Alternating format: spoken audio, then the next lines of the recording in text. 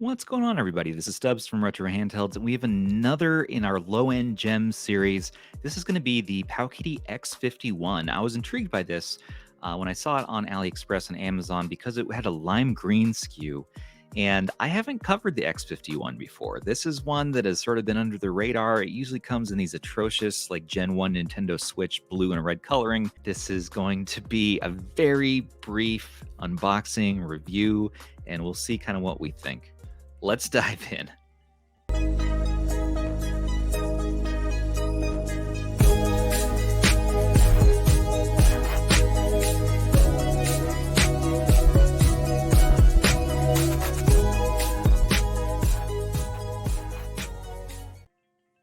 Okay, looking at the box here. It's nice and yellow. Match the color. Ooh, got there. Hey there, X51. X51, what are you? What do you got inside? All right, we got a 5-inch HD screen, so they must mean IPS, 800 by 480. It does connect to a TV through an AV plug there, supports micro SD cards, wired controllers. It plays from NES up to PlayStation 1, so the same as the X39, I'm guessing, probably the same UI. On these lower end models, they never call out what the chip is. You have to go and do some research. This looks like a Switch Lite, but a shorter one. Maybe is this a 3:2 aspect ratio? That'd be impressive, actually, for the price. Now, this one we got on Amazon from Credev Zone. They're a little pricier than the X39 Pro, coming in here at $67. Now, you can find this cheaper on AliExpress. It looks like you can get it as cheap as $50. So there is about a $17 markup on Amazon here, but you do get it same day, next day, or prime shipping. But the color is attractive. This is a very matte plastic. Bezels for days. Let's pull this right off there, because we don't need that anymore. So we have non-clickable L3, R3, left and right joysticks here. They look like Nintendo Switch sticks. This thing feels very cheap in general, similar to the X39. Same face buttons and D-pad as the X39, I believe. And it's a little bit bigger. Let's pull that out for a comparison. A 4-inch screen compared to this one, which is the 5-inch. It looks like maybe a different aspect ratio. A little bit thicker. 3,000 milliamp hour battery, so the same batteries as the X39 Pro. They could have fit bigger in there. They're copying Ambernic here on the back with these rubber bump outs. Not completely adhered. I was a fan of the X39 Pro, though. For what it was, coming in at $50, I thought it held its own. All right, so this is very Nintendo Switch feeling, L1 and R1. Shoulder buttons are serviceable, clicky, much like the X39 Pro. Yep, no complaints there. You have one micro SD card slot. Looks like the exact same SD card as we had in the X39 Pro. 64 gigs, same branding. 2 actual USB ports. This is the same PCB from the X39 Pro. I think the biggest draw to this handheld, because it's going to perform okay on PS1 if it's running the same PCB. The draw is the color. Having that two-tone, it's fun, it's froggy. So far, no audio crackling. Is it possible we have more RAM on here than the last one? Than the X39 Pro? We need to know the details. I don't know why they don't give us those tech specs. They don't expect techies to purchase these. They expect, parents buying them for their kids. They don't think anyone's going to care, but we care, the retro community. We want to know exactly what we're getting. This is performing slightly better, though, than the X39 Pro. But yeah, this controls well. I mean, the D-pad pivots well. The face buttons are good. Yeah, no audio crackling. This sounds... Speakers aren't even that bad.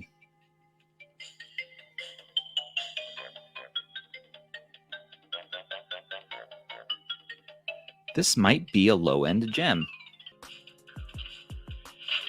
I like the X39, but I wasn't loving some of the degraded PS1 performance, and this seems to have addressed that.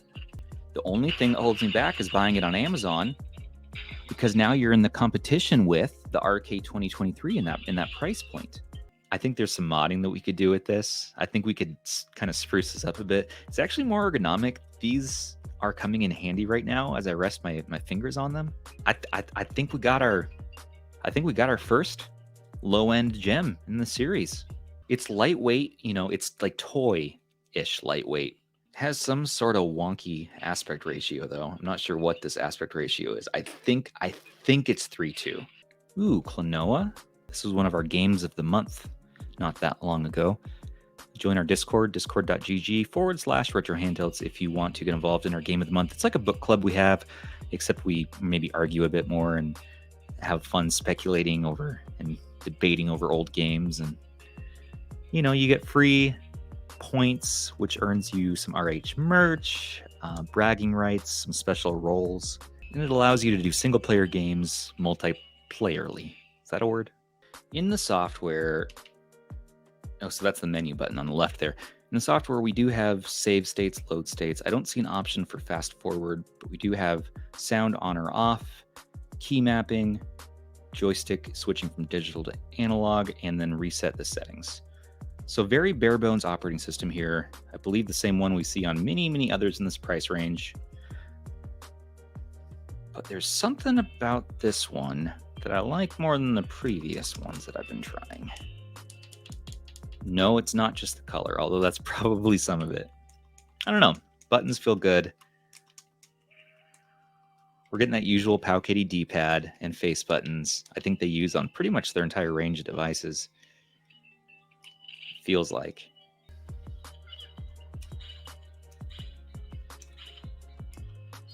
Let's get yourself some crystals.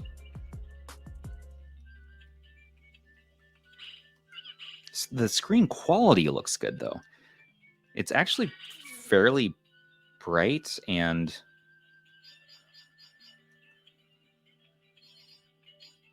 good color saturation. Pretty decent panel in here.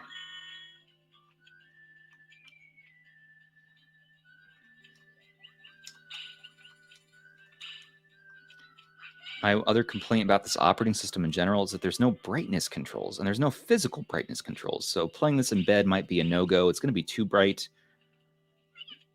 All the same, using this in daylight, I think this panel is not going to be bright enough for you to enjoy playing outside. And so this is probably an indoor daytime handheld.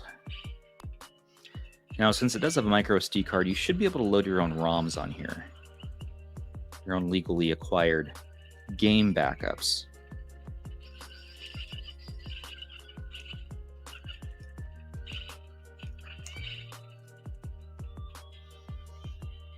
But this is fully playable, and this game's a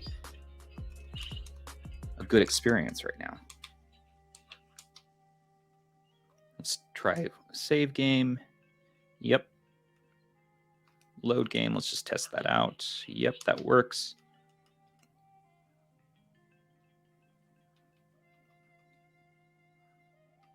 Let's try Little Game Boy Advance and Super Nintendo to wrap things up. Barbie and the 12 Dancing Princesses. Yeah, let's do that one. How do you get so many princesses to dance? Definitely easy mode. I'm no Barbie expert. It's the Duchess Rowena. She's done something to the king so that he can't wake up. Oh dear. And now she's taken your sisters and hidden them. Quickly, Genevieve, run back to your bedroom and hide before Rowena takes you away too. Doesn't seem too concerned. Who was talking to me? The sleepy guy or the dog? Well, this is running well, I can say that. Berenstein Bears.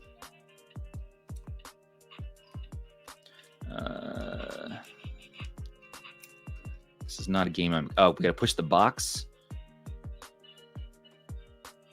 This is another handheld I'm probably gonna send to Mr. Zoo of Zoo Reviews. I want to see what his spicy hot takes are on it.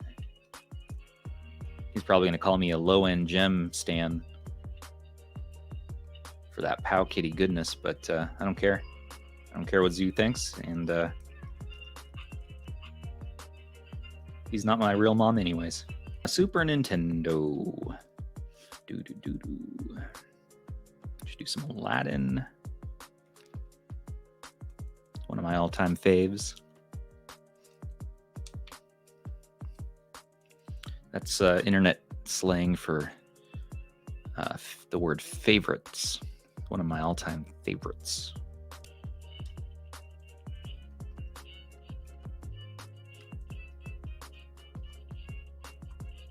It's crazy how far we've come. Not but 100 years ago, we were impressed by a telephone.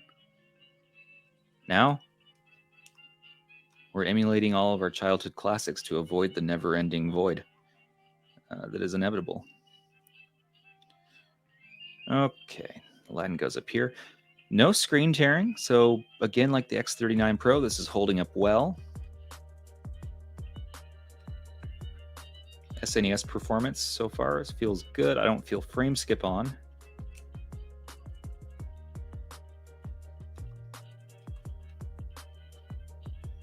It's stretching it, so I don't know if you get the option to not stretch it. So for enthusiasts, purists out there, you're going to be stretched. Well, what do you guys think of the PowKiddy X51? Much like the X39 Pro, playing up to PS1 with some compromises. It may fulfill that easy gift idea for a relative or significant other who maybe isn't a hardcore gamer but wants to play a quick round of Dr. Mario. What do you think about these? I mean, is this truly a low-end gem?